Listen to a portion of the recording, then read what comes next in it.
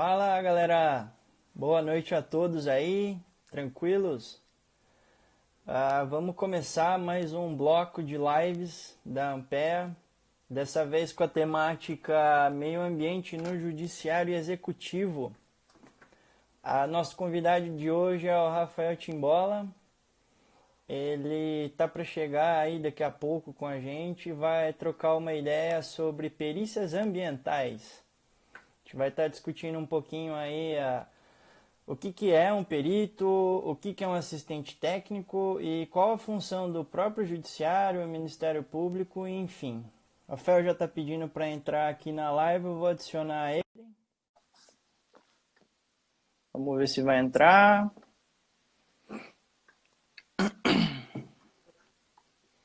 Oi, Marcos. Opa, boa noite, Rafael, tranquilo? Tudo bem? Maravilha, tava aqui dando uma introduçãozinha aí nosso bloco de lives Judiciário Executivo e você como nosso primeiro convidado falando um pouco de perícia.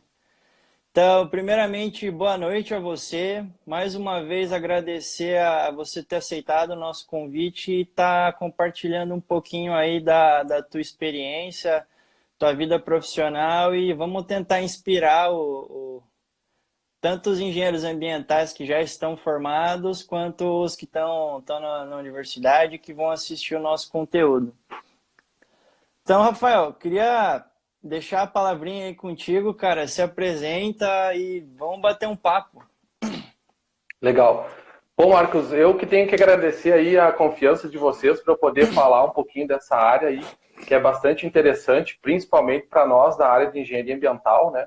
Que é uma atividade assim muito comum, vejo eu, ao trato das questões ambientais e o engenheiro ambiental é talvez o especialista nisso, né?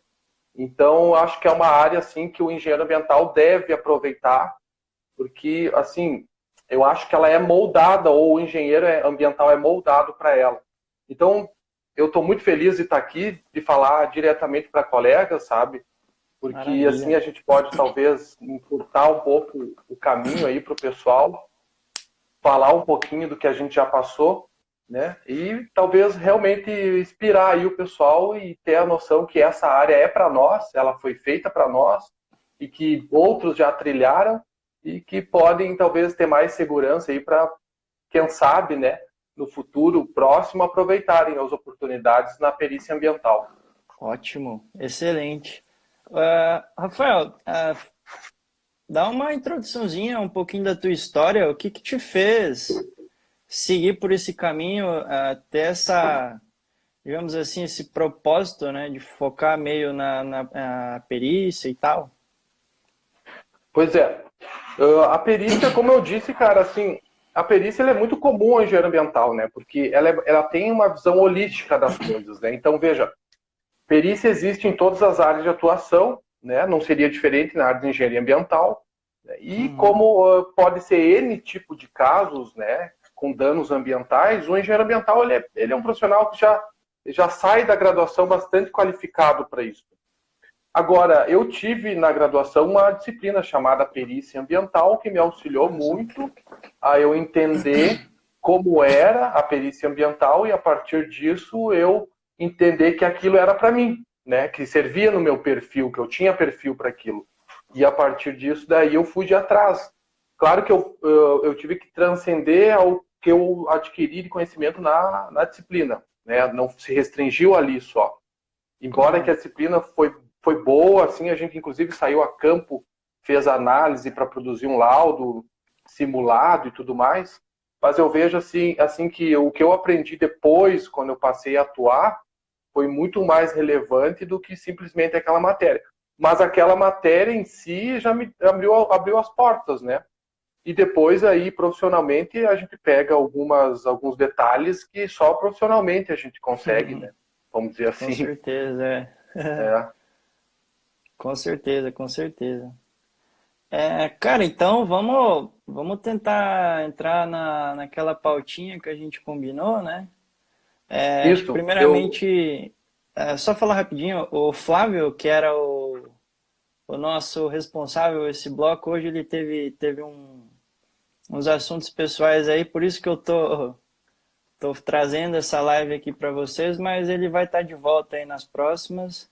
Mas enfim, eu vou deixar você comentar aí, se o pessoal for tendo pergunta, a gente vai meio bem pessoal mesmo, assim, um bate-papo. Tranquilo.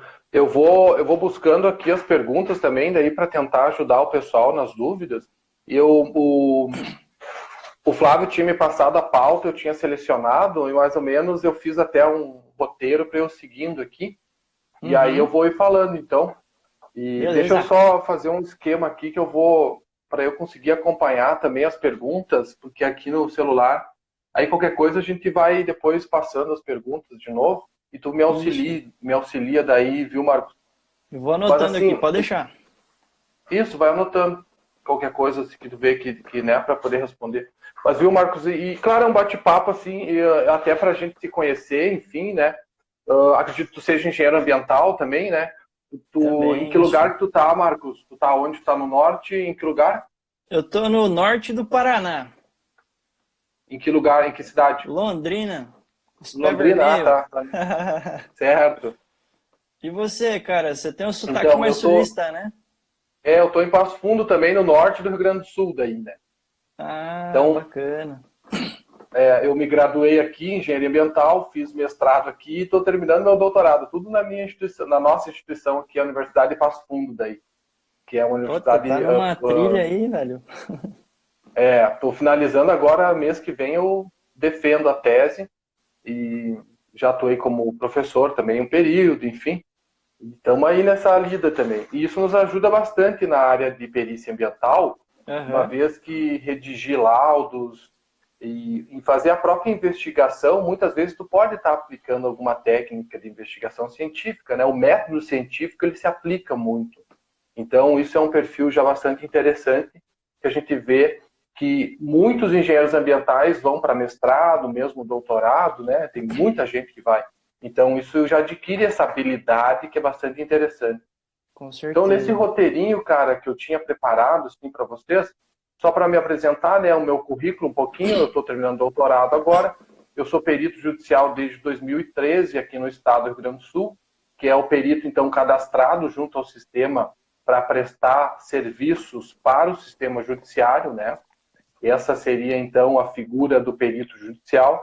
Atuo como consultor ambiental desde 2010 também, eu abri a minha empresa, cara, eu tive a oportunidade de abrir a minha própria consultoria na época, era outra empresa, não é a que eu tenho hoje, que é minha. Eu estava ainda no banco escolar, digamos assim, eu estava na faculdade.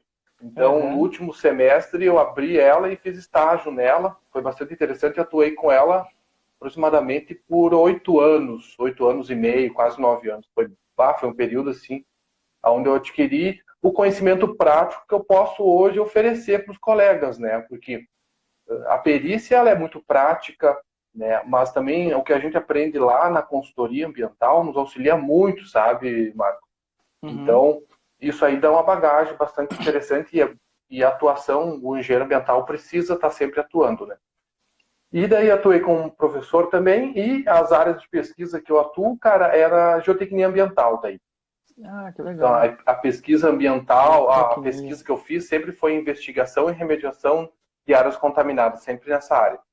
E em 2018 eu fiz o doutorado sanduíche em Chicago, daí fiquei quase um ano lá pesquisando junto com o professor Krishna Reddy esse tema mais específico daí, né, a geotecnia ambiental, investigação e remediação de áreas contaminadas. Foi bastante interessante por Cara, que adquirir essa top. experiência aí.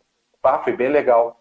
Foi assim, foi um desafio, né, tu sair daqui. Eu tava adaptado, que adaptado, a gente tá Cara, você adaptado, como eu saiu digo, eu tipo do tava. extremo sul do Brasil até o Pois extremo é, norte, não, quase. Extremo norte não, né? Mas lá no exato, norte no do norte dos globo. Estados Unidos, é. É. E sim, e foi assim, foi um desafio. E o frio lá é muito mais intenso que aqui, né? Lá chega a -20, -30 graus. Chicago é uma cidade bastante fria, como tá bem no norte. Aham. Mas a gente sobrevive, né? A gente sobrevive. Vira um picolé quase, mas sobrevive. Mas a experiência vale, cara. Vale. E no doutorado, assim, tipo, eu me dediquei bastante e tive colhi bons frutos até agora, assim. Eu recomendo para quem está na área e conseguir fazer algo assim, valoriza bastante. Então essa é um pouquinho da minha atuação e hoje eu estou com a minha empresa chamada Sanear Engenharia e Treinamentos Limitada, onde eu presto serviços de consultoria na área de engenharia ambiental e também de treinamentos na área de perícia ambiental, que é onde a gente desenvolve o nosso treinamento. Então, cara, do que eu tinha para passar para vocês assim, hoje é que nós temos a atuação do perito engenheiro ambiental, né?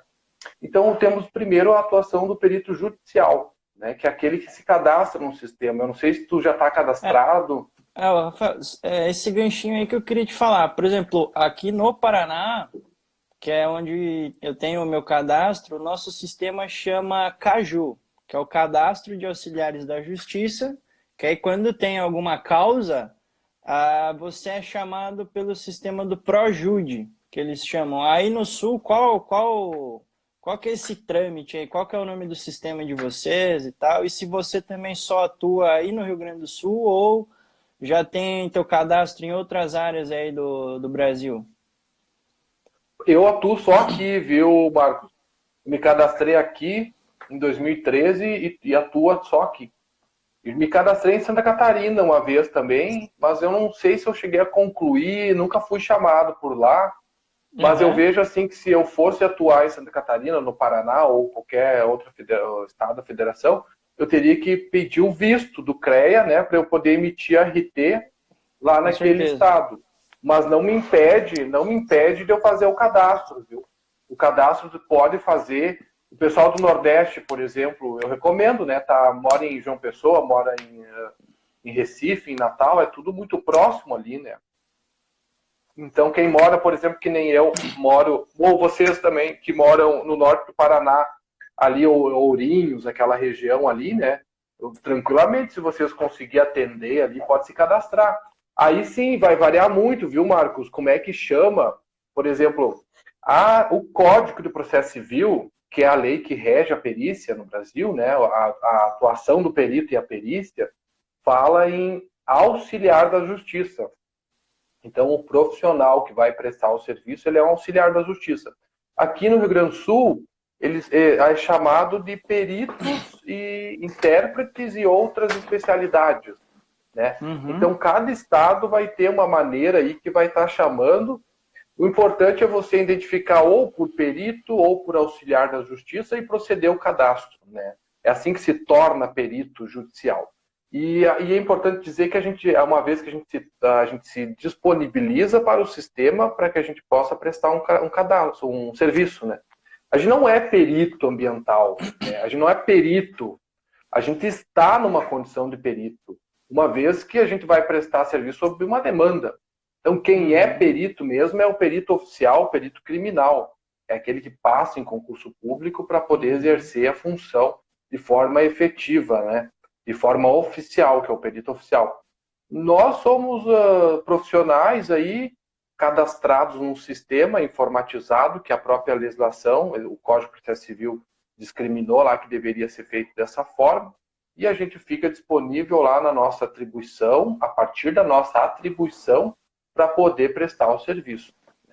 Então, é muito claro sabendo que a gente está como uma figura técnica ali, né?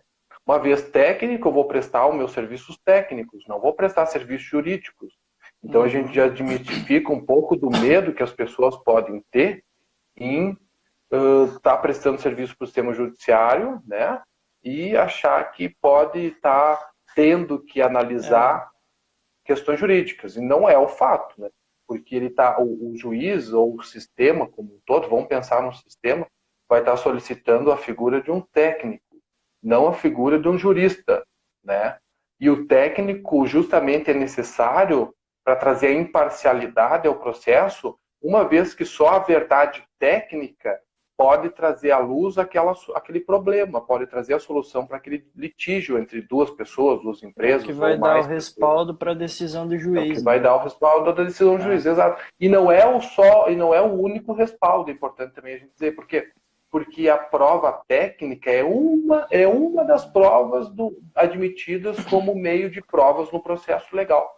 Então tem a testemunha, tem a prova documental, tem a prova de inspeção judicial, onde o juiz vai lá e faz uma perícia, ele vai ter que se convencer indo a campo. junto do perito ou não. Então, são várias provas, né? Coleta de opiniões, né? Tu vai lá e coleta um depoimento, né? Então, transmite ele num documento. São N provas, e uma delas é a prova técnica, né? Porque já se teve todas as outras provas no processo e ainda não se entendeu qual é a real situação. O juiz ou as partes ainda não conseguiram chegar a um consenso. Então, precisa de uma prova técnica. Agora, o perito, é importante eu dizer, o perito vai se restringir ao plano técnico? Em tese, vai. Né? Quem não faz perícia e só fala de perícia vai dizer isso, que o perito vai se restringir ao plano técnico. Agora, quem faz perícia, já fez, sabe, vai dizer assim, não vai se restringir apenas ao plano técnico, vai se restringir ao plano técnico e também legal, normativo legal, principalmente na área de engenharia. Principalmente na área de engenharia ambiental, porque às vezes o respaldo legal, normativo, pode ser um respaldo técnico que tu pode estar atribuindo. Então aí vem a figura do engenheiro ambiental, eu sempre vejo como um profissional ímpar. Porque ele sabe de lei, ele sabe de ciência, porque ele é cientista nato, ele é objetivo, uma coisa que a perícia precisa é a objetividade, e ele é investigador, pela própria figura do cientista. Né? Então, eu não vejo outro profissional mais capacitado do que o engenheiro ambiental para poder tratar de perícia ambiental. Né? E esse é o mercado, então o pessoal tem que entender que é seu, deve tomar para si, né? Porque se ele não fizer, os outros profissionais, e não só profissionais de outras áreas de atuação, mas outros colegas vão fazer, isso é fato. O sistema demanda e muito, tá? E alguém está fazendo. Isso é fato, né? Isso é fato. Ô, Rafael, agora só me veio umas reflexões aqui na cabeça. Cara, o perito ele é nomeado por um juiz, né? E para as partes, como é que é o nome dessa pessoa que assiste às partes, né? E queria assim que você desse um comentário rápido. Uma coisa é um treinamento de perícia para você ter contato com profissionais que já tiveram uma experiência para ter acesso a digamos assim, um material que tem um modelo de um laudo, alguma coisa assim, e tem aqueles cursos de perícia. Para você ser um perito, você tem que fazer esse tipo de curso, alguma coisa, ou não necessariamente você precisa? Como é que funciona aí no Sul? Eu vou primeiro na tua pergunta para complementar a figura do perito judicial, que é apenas uma das formas de atuação, aí depois eu venho e te explico essa questão dos cursos aí, como é que funciona. Então, só para fechar daí, o perito judicial é aquele que se cadastra junto ao sistema. E o assistente técnico, então, é a figura do profissional que vai estar auxiliando as partes no processo. Então, veja, Marcos, num processo judicial, quando judicializa, né, pensando que já está judicializado, já foi para o sistema. Né? Já tem o litígio, exatamente. Já o juiz já admitiu o processo, ele já, tem admissibilidade aqui o processo, eu acato o processo. Só aí, cara, pode abrir a possibilidade para 3 profissionais atuarem. Então, um perito imparcial, que é o do juiz, um perito do réu e um do assistente técnico. Isso quando não for equipe multidisciplinar. Porque daí temos, então, também a figura do assistente técnico, que é o termo que tu pediu, né? Como é que seria o termo? O assistente da parte. A gente chama, às vezes, por convenção, praticamente, como perito assistente, mas é o assistente técnico, oficialmente falando, né? A lei chama de assistente técnico, a gente tem que tratar dessa forma. Então, veja, é outra possibilidade. Aonde que tu vai conseguir serviço não é se cadastrando, uma vez que o assistente técnico, ele tende à parte, ele é assistente técnico da parte. Então, vai conseguir serviço nesse sentido junto aos escritórios de advocacia que têm demandas na área ambiental. Em suma, é por aí. Então, temos 2 possibilidades aí de atuação bem forte na área de perícia e temos ainda a extrajudicial. Temos a extrajudicial, que é antes da judicialização, então lá no auto de infração, pode-se ter a defesa já juntando dados técnicos e numa vistoria, um exame, né, uma avaliação já pode ser feita e ser juntada junto ao processo administrativo, e isso para a defesa lá no órgão ambiental de uma infração, enfim, chamamos de defesa extrajudicial. Tu está nas vias extrajudicial, tu está fazendo uma defesa a uma infração administrativa. Tá? E temos a due diligence, que isso aí o engenheiro ambiental tem que abrir o olho aí para ele entender que oferecer serviço parte da tua qualificação, Extremamente necessário, né? Da tua possibilidade de oferecer o que o mercado pode aceitar, muitas vezes, né? Então, entenda isso e aí pode divulgar o teu serviço de perícia ambiental, perícia, investigação, né, como achar melhor chamar, chamada due diligence, que é a devida, que é, como é que eu vou dizer, diligência é tu ir a campo já com o objetivo de investigar uma situação que pode solucionar uma dúvida de um empreendedor, de uma pessoa física, de uma pessoa jurídica, fusão de empresas, investigação de áreas contaminadas, tudo é due diligence, né? Tu pode estar fazendo... Isso aí entra naquele caso, né, de que se você vai comprar alguma coisa, você vai comprar tudo que tem lá, né? Tipo, sim, digamos, exato, em termos exato. empresariais, né? Se tiver um passivo na área que você comprou, rapaz, a responsabilidade é sua agora. Então é por isso que faz isso. Tu pode ter uma empresa especializada, cara, em fazer esse tipo de investigação para as outras empresas. Tu só vai fazer uma empresa, só due diligence praticamente. Tu vai cobrar o quanto tu achar adequado cobrar para poder fazer o serviço que tu tem que fazer. Que vai valer a pena para ti. Então, então, digamos assim, são essas as 3 possibilidades de tu atuar. Tem concurso público, né, Marcos? Tá atuando também, ali. Né? Agora, se tu quiser ser concursado, existem concursos para peritos criminais, onde o perito engenheiro, passa no concurso para atuar como perito oficial. Outra possibilidade, né? Se não me engano, acho que aqui no Paraná, ano passado ou 2018, teve um da polícia que era para perito ambiental. Concurso da Polícia Civil. Ah, que legal. Que legal. Polícia Civil vai ter os concursos, podem, às vezes, conforme cada estado, ser mais genérico. Então, pega lá e mistura engenheiro civil, engenheiro ambiental, florestal, já vi, biólogo, muitas vezes, mistura. Bom, ou mistura ainda por engenharia. Pegando esse gancho aí que você comentou agora do biólogo, teve a Viviane que ela perguntou, formados em biologia, eles podem trabalhar como peritos ambientais? Claro, porque assim, vamos tomar por base, é que assim, a perícia é uma atividade técnica de qualquer profissão.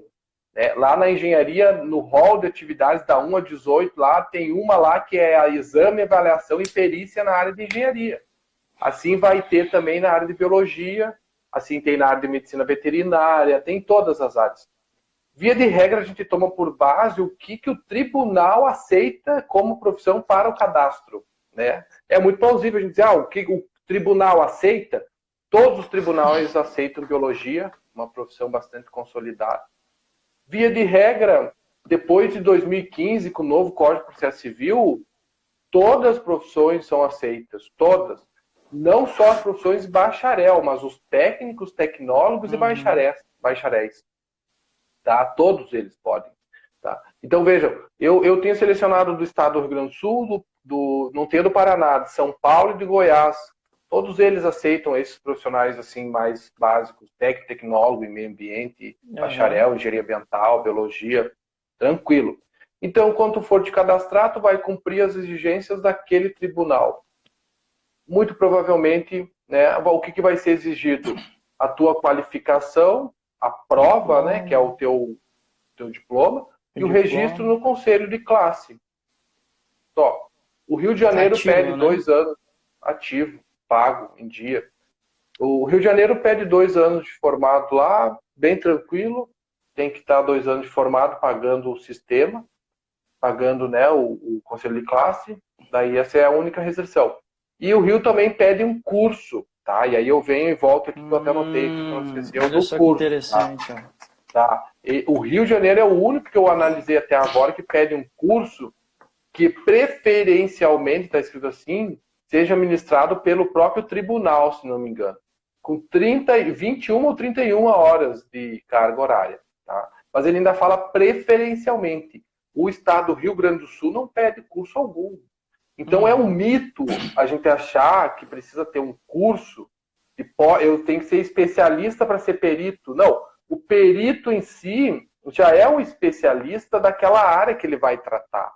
Ele não precisa fazer uma pós-graduação lato sensu, um MBA em perícia e auditoria ambiental, para ele se tornar apto a fazer perícia. Muito ao contrário. Ele precisa estar graduado e registrado no conselho de classe. Conselho de classe. Se não existir conselho de classe, ele não precisa estar. Os ecólogos não têm conselho de classe. Então não tem como exigir para eles que eles se cadastrem, porque não tem, a não ser que ele queira se cadastrar num outro correlacionado à área dele, beleza. Vai. Mas se não, não. Né? Senão não precisa. Então, assim, é quase fake news, cara, alguns cursos que estão vendidos por aí e que daí você ganha uma carteirinha e aquela carteirinha não existe isso.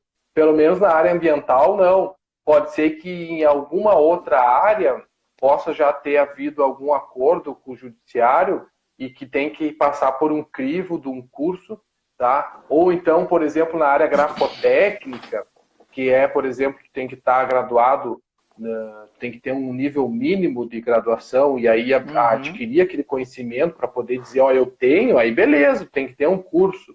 Mas o nosso, que é relacionado à nossa atividade profissional, não tem essa exigência, vamos dizer assim, né?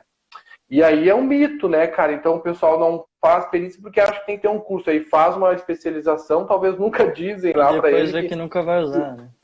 Aí, às vezes, a especialização ainda é uma coisa bem teórica, eu vejo, assim, o pessoal ainda diz que é especialista, mas daí, cara, eu tenho exemplos aqui de especialistas em perícia ambiental que o que fazem no processo dizem que vai revelar que ele não é um especialista, né? Ele não é mesmo, porque ele não está sabendo o que está fazendo. Então, veja, não é isso que vai capacitar ele a se tornar perito, mas sim a graduação dele.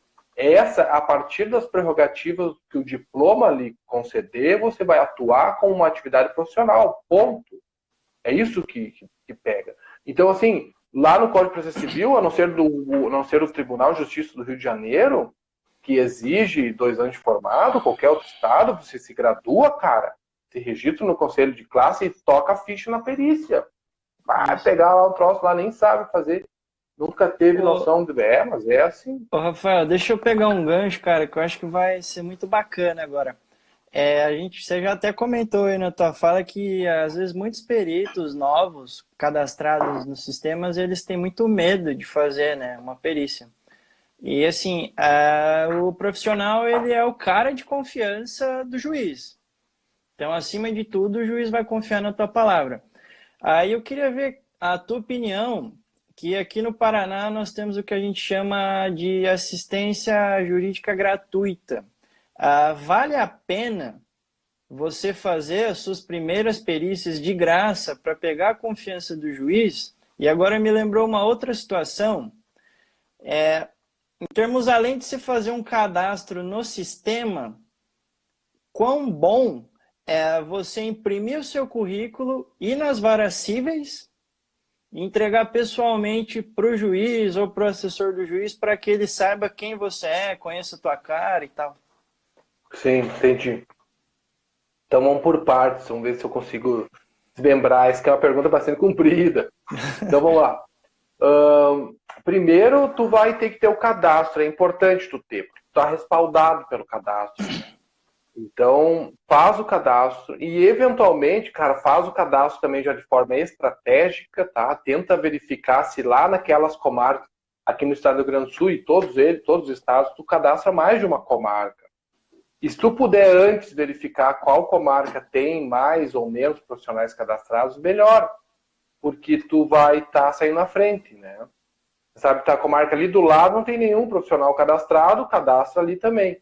Agora, nada impede, isso é relevante tu fazer, tu levar o teu currículo, levar a tua, né, o teu currículo nas comarcas e tentar falar com o secretário do juiz ou na secretaria da comarca, deixar ali o seu currículo, né?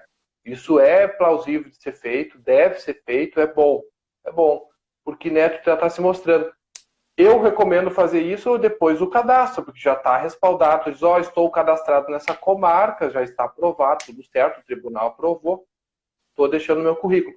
Mas aí quando a gente fala estou deixando meu currículo, não vai deixar o relatório de pesquisa lá, né, de currículo, pelo Tipo, 20 amor de Deus. páginas, né? Não, cara, eu já fui levar o meu currículo com uma folha, né, e o outro concorrente ali com um caderno, né. E aí Calhamaço, né? o próprio entrevistador já veja, olha que eu tenho esses currículos aqui. E aí ele nem fala nada, né, para deixar em pessoalidade. Mas enquanto eu tô lendo o meu currículo para ele numa folha, ele tá com a folha na mão, entendendo por completo qual é a minha qualificação. Então é isso que a gente tem que tentar ser objetivo. Se o perito já chega lá com camalhaço assim, de coisa, ele já nunca vai ganhar serviço, porque se ele já é prolixo no currículo dele, o que dirá no seu laudo? E o laudo tem que ser objetivo, tem que ser claro, tem que ser conciso. Então, já uma coisa já não fecha com a outra. E não basta tu fazer, às vezes o fazer, tu também tem que procurar detalhes, né? Procurar dicas, procurar, como diz um colega, professor amigo meu, macetes, né? E aqueles macetes, dali já começa um bom profissional, na objetividade que ele vai oferecer o serviço dele. Então, se quiser levar um camalhaço, né, e quiser fazer isso pro resto da vida, continua, mas não é por aí. Já posso afirmar com garantia, não é por aí. Boa. Poder de síntese. Foca naquela vaga ali, se é aquilo que tu quer. Se é aquilo ali que tu quer, não vai ser num monte de folha que vai dizer que é. Boa. Então, dessa do currículo, sim, cara, levem, não tem problema. Só eu tenho, assim, não sei, acho que não é, assim, não é a gente... Tem gente que pega na mão e leva numa via sacra, né? Eu não sei, parece que faz isso porque conhece o juiz e aí apresenta os profissionais, aí que imparcialidade começa aí, né? Eu acho meio estranho. Uhum. Agora, mesmo o profissional, mesmo não estando cadastrado, Marcos, ele pode oferecer o serviço dele, ele vai oferecer. Eu já aconteceu assim, de eu não poder fazer a perícia, eu repassar para um colega profissional, amigo meu, de outra área, da engenharia florestal, por exemplo, e ele não estar cadastrado no sistema, e eu dizer assim para o juiz num ofício, né, numa comunicação, né, no processo do juiz, eu declino dessa perícia e excuso ela por motivos profissionais, que alego não ter atribuição para proceder, mas por confiança e pensando em auxiliar realmente o processo, como um verdadeiro aí auxiliar da justiça, ofereço ou recomendo o meu colega profissional engenheiro florestal fulano de tal como de confiança minha e que vai lhe atender da mesma forma que eu lhe atenderia, como você já, né, como ele já me confiou, já me deu confiança. Nesse sentido, cara, eu ofereci ele foi nomeado mesmo sem estar cadastrado no sistema e procedeu a perícia e deu tudo certo. Então, veja, tem que usar um bom senso, né? Tem que ser razoável, né? E o sistema funciona assim por vezes. Então, tranquilo. Eu pensei isso, não vi em lugar nenhum isso. Eu pensei, não, vou fazer assim, né? Já que a própria lei fala que se não tiver profissional cadastrado naquela comarca ou disponível, e ainda assim não for encontrado no CREA daquela região, né? Não forem, ou em algum outro órgão técnico científico, o juiz deverá nomear um profissional o mais capacitado possível. Isso ele está dando um entendimento que não precisa nem ser graduado, cara. Portanto, que ele apresente a sua experiência naquilo. Que ele vai dizer assim, ó, não, seu juiz, eu sei fazer isso aí. O meu currículo me comprova. Aí sim, ele vai ter que comprovar no currículo, né, que ele fez aquilo, é óbvio, né? Vai ter que apresentar um currículo. Ele vai conseguir, ele vai fazer a perícia, tá me entendendo? Isso tá respaldado na lei, cara. Só quem faz perícia sabe, né?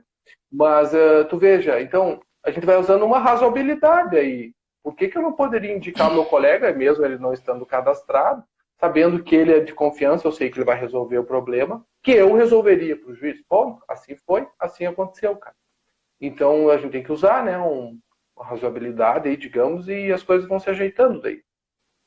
Rafael, é só para, antes dessa questão da justiça gratuita, só para pegar um gancho disso aí, quando você tem, por exemplo, falta de experiência de fazer uma perícia, ou é uma perícia lá que vai precisar o perito principal contratar profissionais terceiros, pega mal na tua petição lá você fazer uma escusa dizendo que você não tem experiência?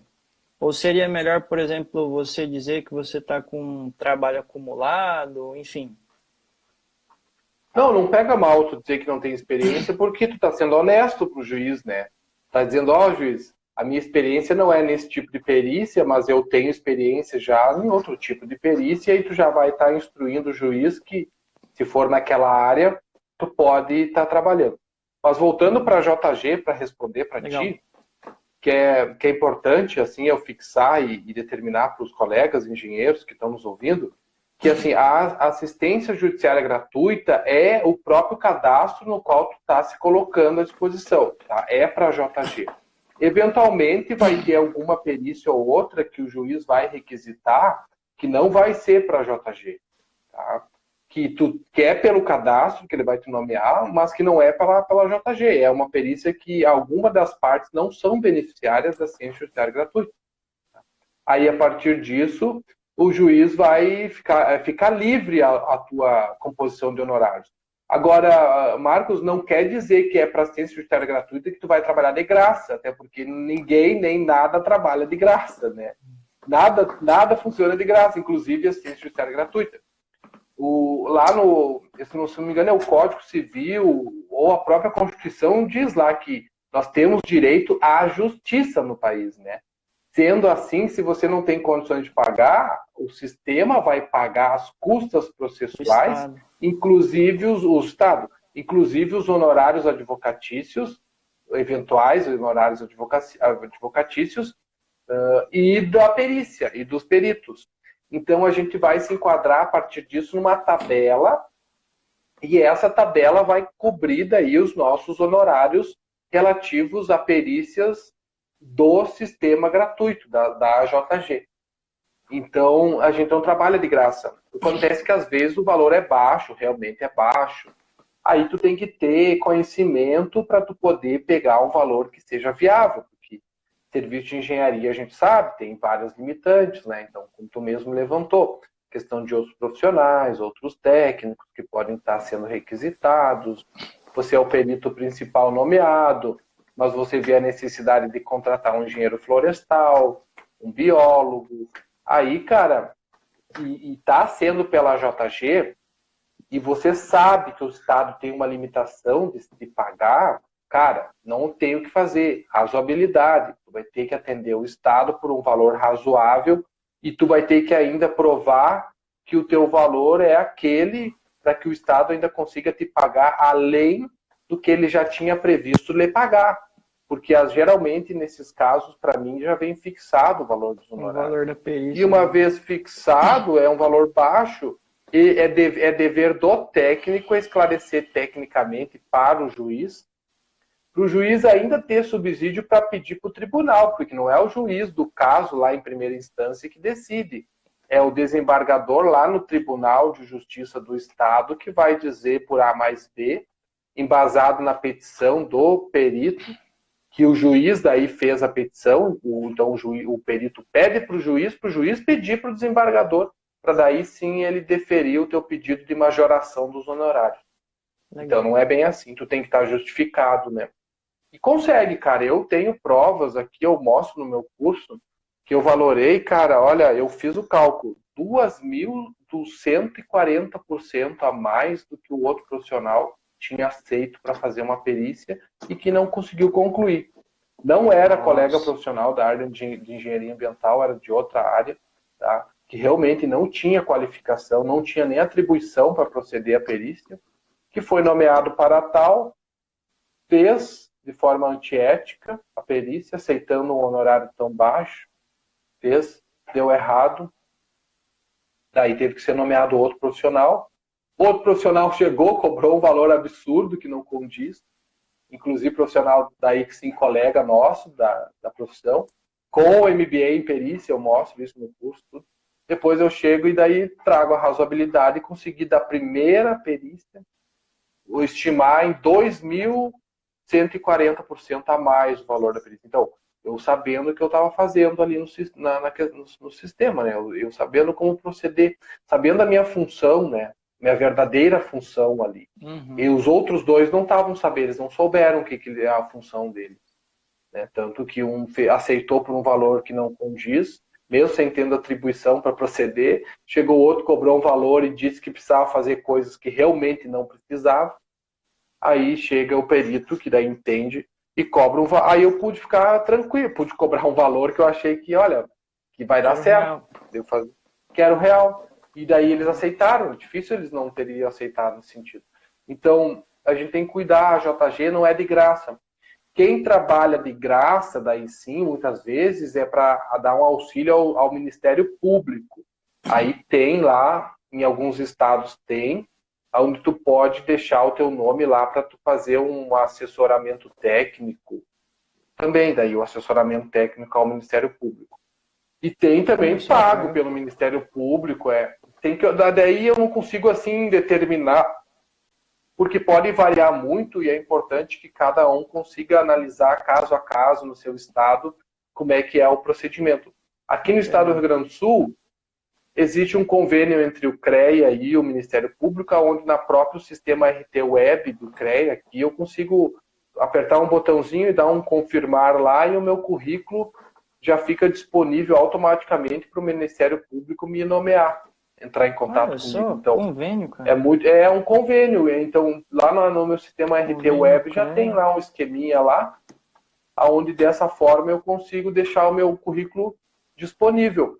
Agora, nada impede também do profissional chegar lá no Ministério Público da sua cidade, né, da sua região, enfim, e perguntar como é que funciona, ou ligar, né? Porque tu pode, eu sei que tem formas de tu começar fazendo um estágio, vamos dizer, no Ministério Público, ou mesmo na prefeitura. Não, cara, é assim, não existe, eu que sou da old school, vamos dizer assim, eu entrei em 2006, me formei em 2011 na engenharia ambiental, cara, não existia engenharia ambiental. Engenharia ambiental simplesmente não existia. Eu chegava a pedir estágio para os empreendedores e dizia, sou estudante de engenharia ambiental. Eles me respondiam o quê? Engenharia o quê? Engenharia do quê? Não, engenharia ambiental, mas nunca ouvi falar. Aí eu passava a ter que explicar qual era a minha função para ele tentar entender se tinha como eu proceder ali na empresa dele. Óbvio que eu não consegui estágio, né, cara? Lógico que eu não consegui estágio. Fui para pesquisa, é o que tinha. Trabalhei com o Ministério Público, fui para a Secretaria do Meio Ambiente, tinha relação lá, o pessoal conversava com o pessoal, já estava lá dentro fazendo algumas coisas. Procurei. E a partir disso, obtive um respaldo, assim, por vezes, né? Por momentos. A primeira coisa que eu encontrei foi em ONG. Na ONG, né? A primeira coisa que eu já tinha um tempo lá no segundo semestre, eu acho. Tinha tempo, eu não achei. Procurei estágio, não achei, cara. Fui pra ONG. Beleza. Até ali tem um semestre e até ali, beleza, ali já não saí dali. Aí fui para pesquisa. Depois fui para a prefeitura, sempre alguma coisa fazendo. Depois já estava, uma hora eu estava sentado na frente do promotor público, conversando com ele, verificando uma demanda, enfim. Legal. Assim que acontecem as coisas, né? Só não dá para ficar parado. Então, veja, não dá para ficar parado. Então, veja, quer fazer uma diligência, conversa com a Secretaria do Ministério de Secretaria do Meio Ambiente do seu município e pede para acompanhar uma vistoria em qualquer lugar. Pronto, já tem a postura de uma diligência. Não vai mudar. Quer aprender, vai no Ministério Público e pede para participar de uma audiência com alguém, conversa com o promotor público. O promotor público é o mais próximo, cara, da comunidade e que vai estar atendendo demandas ambientais, principalmente. Então, já várias vezes já me encontro, sabe? A gente se encontra, enfim. É assim que as coisas funcionam, é assim que a gente busca as oportunidades.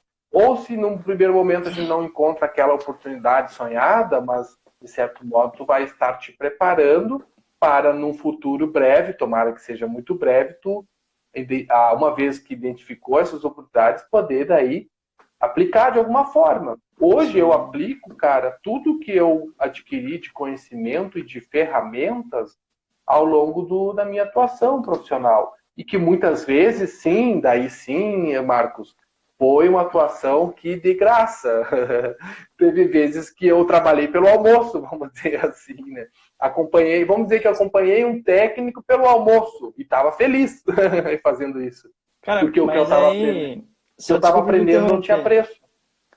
Só desculpa te interromper, mas ainda bem que existem pessoas que mesmo, tipo, não tendo dinheiro pra, sei lá, pra te dar alguma coisa, vê que você tá com uma vontade e te leva junto, né?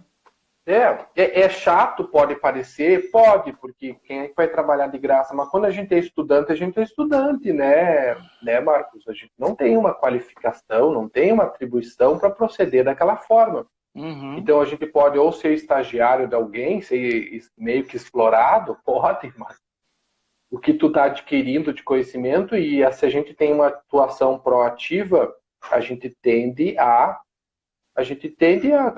aprender mais, eu vou dizer assim, né?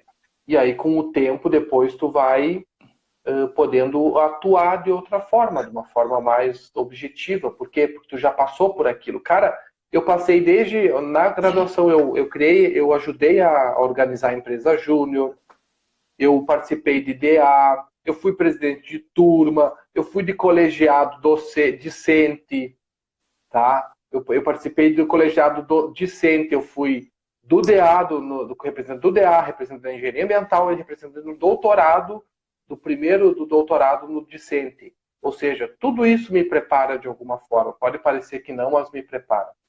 E isso aí não tem preço, não me pagam para isso, eu disponho do meu tempo.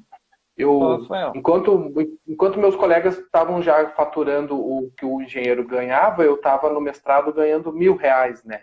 Uma bolsa, mas estava é, sabendo que eu ia.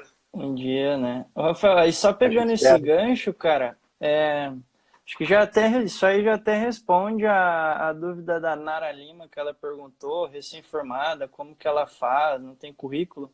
Acho que isso aí que você falou de ser proativo, de ir atrás das coisas, já é uma resposta bem incentivadora, né?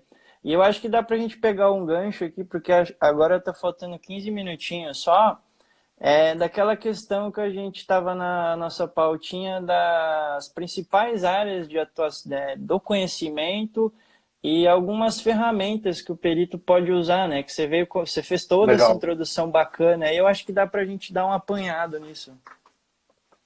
legal, vamos falar disso então. Então, que nem tu perguntou primeiro, a gente tem as ferramentas e as áreas de atuação, né? Tipo, como que a gente atua, basicamente, assim, né?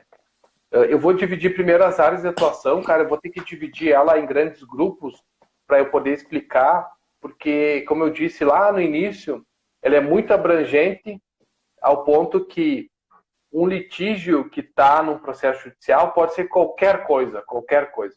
Então, pode ser realmente qualquer coisa. Então, eu até falo assim, cara, para a gente entender na forma de uma metáfora, o trabalho do perito judicial é como o trabalho de um alfaiate. Vai chegar o caso, que é o cliente, para o alfaiate, e o perito vai ter que manufaturar uma roupa específica para aquele caso, né? O Se vê nos alfaiate, no 30. caso, o perito vai ter que manufaturar, confeccionar um laudo, né? Então, o trabalho do perito vai ser representado pelo laudo, do alfaiate pela aquela roupa feita sob medida. A mesma coisa é o perito. Então, é difícil assim determinar. Em tese, eu divido e a gente pode, de forma bem plausível, dividir entre meio físico, biótico e social, que daí fica mais fácil de entender. Quando é Aham. meio físico, o engenheiro ambiental vai tratar. Biótico, biólogo, florestal, agrônomo, o agrônomo vai tratar do físico, daí vai estar nesse meio o florestal também. Aí o geógrafo vai estar no social, vai estar no biótico, um pouco menos, talvez, mas vai estar no físico. Aí o pedagogo pode estar dentro de uma equipe multidisciplinar, analisando o contexto social, o economista, aí a gente vai relacionando com outras profissões. O engenheiro ambiental, basicamente, vai conseguir tratar com propriedade a questão social, né, dentro do que lhe cabe ali, aquelas análises que a gente costuma fazer, das questões sociais do município, da região, enfim, né, que a gente já é acostumado a trazer nos nossos laudos, nos nossos trabalhos, e da questão do meio físico. Tranquilo, ali ele domina. E do meio biótico, daí ele vai ter que procurar ajuda, se ele achar necessário, né? Se precisar de levantar fauna, flora, daí conforme a atribuição, né, que ele não vai ter, ele vai ter que buscar daí, né? Então, basicamente, eu dividiria assim para ficar mais fácil de explicar. Agora, de serviços em si, né? E isso daí varia muito, e eu posso dizer para vocês assim que eu tenho nos livros aqui que eu já constei e de experiência minha, vai ter, os livros falam que começa por poluição sonora, depois vem para supressão de vegetação em área de preservação permanente, e aí eu falo isso para o bioma Mata Atlântica, onde os remanescentes florestais estão exprimidos nas zonas de APP, então nas nascentes, nas matas de galeria, nas áreas de alagadas, né?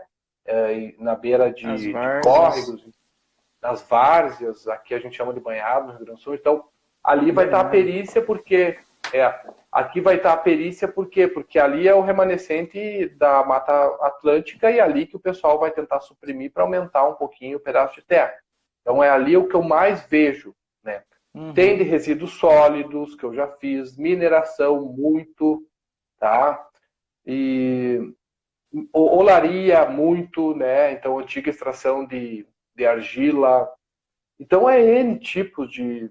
Se for, muito também de, por exemplo, de drenagem pluvial ou esgotamento sanitário, estoura uma tubulação, aí dá um caso, pode dar uma erosão muito grande, pode estourar uma tubulação de esgoto sanitário, que passa pelo terreno de uma pessoa, a pessoa mal sabia, estoura aquilo, vira um problemão. Muitas vezes pela deficiência, então isso se caracteriza pela deficiência da oferta de serviços públicos de qualidade. Então são gatilhos que vão ter de perícia, então esse é um gatilho muito importante. Outro gatilho seria aí a supressão de vegetação em APP no bioma Mata Atlântica. Aí outro gatilho, então, é a exploração da Amazônia. Então tem advogados que eu conheci aí que estão trabalhando na Amazônia só com essas questões, defendendo quem suprime vegetação, por exemplo, é um caso, né? Então, na Caatinga vai ter, com certeza, outro tipo. No Cerrado, então, a descaracterização do Cerrado, que é muito evidente hoje em dia, vai ter as suas... Por bioma, a gente vai ter uma divisão aí, tá? E em tese vai estar ferindo lá o código florestal, a política nacional de resíduos sólidos e a lei de saneamento, vamos dizer assim, que vai ser o que o engenheiro ambiental vai estar se deparando mais, tá? Por aí, Rafael, vamos dizer. Pegando um outro gancho aí, o Yuri, mandar um abraço para ele, faz parte da Ampé, da nossa diretoria. Ele perguntou se um perito pode atuar em mais de um auto por vez, e daí fica uma outra reflexão que me veio à cabeça, só para esclarecer, assim, muita gente acha que toda perícia a gente tem que ir a campo, coletar dados, etc., mas muitas vezes pode ser simplesmente alguma coisa que aconteceu há 20 anos atrás e você só tem que fazer uma leitura técnica de laudos que já foram levantados, né? Pode. Tu nunca vai excluir, é importante essa pergunta. Como é que era a pergunta do Yuri, a primeira mesmo? Se o perito ambiental cadastrado no sistema, para o juízo, ele pode atuar em mais de um auto por vez? Tá, isso pode. Pode. E o mesmo juiz pode nomear ele. O que acontece é que o Código Civil vai falar que tem que ser nomeado de forma equitativa. Então, deixou um pouco mais honesto o sistema, uma vez que há uma rotatividade e isso se aplica hoje já na prática. Mas o juiz vai usar uma coerência, ele não vai dar 10 casos num mês para o mesmo perito, sabendo que ele não vai entregar os 10 laudos, né? Então, e por isso o sistema já dá esse termo equitativo para que isso ocorra de forma justa, né? De forma equitativa. Não tem outra forma. E a vistoria, cara, aí é importante isso deixar bem claro que não, qualquer perícia é importante até deixar claro porque assim, ó, há uma vantagem na perícia. A gente pode trabalhar de forma remota, pode. Os sistemas EPROC, que são sistemas informatizados, vieram aí para nos auxiliar nesse sentido. Uma vez você tinha que ir lá no cartório, pegar todo o processo, trazer para casa, tirar foto, uma mão. Hoje você recebe uma senha e tem acesso a todo o processo. Top, beleza. Agora, nunca uma perícia na área ambiental, e qualquer perícia vai, pelo menos na área ambiental ou perícia na área de engenharia, vai eximir o profissional de ir a campo na vistoria. Tá? Então, sempre, necessariamente, 100% das vezes, o profissional vai ser intimado para dizer a data da perícia, data, hora e local. E assim ele deverá, inclusive, informar as partes que, no mínimo 5 dias antes, isso está me dizendo, é a lei me fala isso, o Código de Processo Civil fala isso, que eu devo informar as partes e que eu estarei apto e me dirigindo para aquela perícia. Ou seja, é conveniente hoje em dia, eu até trago, se a gente estivesse dando uma aula, eu tinha até preparado assim, os slides, assim, eu falaria no final as vantagens de a gente atuar com perícia, e hoje em dia está em voga, porque eu fui nomeado aqui estando em casa, nesse período de quarentena, pelo sistema eletrônico. Ponto. Trabalho praticamente remoto. Trabalho autônomo e remoto, a não ser tu ir a campo na data da vistoria já pré-agendada e pré-determinada por você mesmo. Ponto. E é você que define. Porque o juiz vai lhe pedir para você definir. Eu já marquei perícia sábado de tarde. Daí os caras me perguntaram, mas eu vi que marcou, sabe? Mas é uma atividade profissional minha, então eu marco a hora que me for conveniente. Eles não tiveram que falar. Então. A perícia é sua, né? A perícia é minha, exato. A perícia é minha.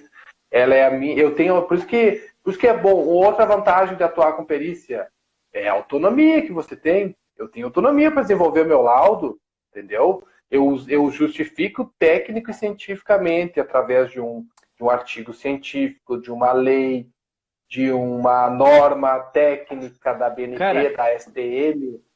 E a partir disso eu desenvolvo a metodologia que eu vou trabalhar no laudo, devidamente justificado, e a partir disso a minha conclusão vai estar embasada naquela metodologia que eu busquei a campo. Ponto. É isso a perícia, né? Não é fácil, não é assim fácil, é muito comum ao técnico fazer isso, é isso que ele faz, ele define metodologia, vai a campo, busca dados, analisa em escritório ou em casa, conclui acerca daquilo, não se esquece que você tem que cumprir os preceitos éticos da sua profissão, como qualquer atividade, e também você tem que usar a ciência, uma vez que você tem que estar na vanguarda daquele conhecimento. De resto, é uma atividade onde você vai prestar por um serviço do sistema judiciário. É óbvio que você vai ter que saber sobre lei, sobre prazo, sobre o sistema em si. Ô, Rafael, já está acabando aqui, está nos últimos 1 minuto e meio da live. Quero te agradecer imensamente em nome da Ampé e deixo aí a palavra para você fazer as suas conclusões. E, cara, brigadão mesmo. Tenho certeza que foi muito esclarecedor aí para a galera. E, bom, palavra é sua, cara.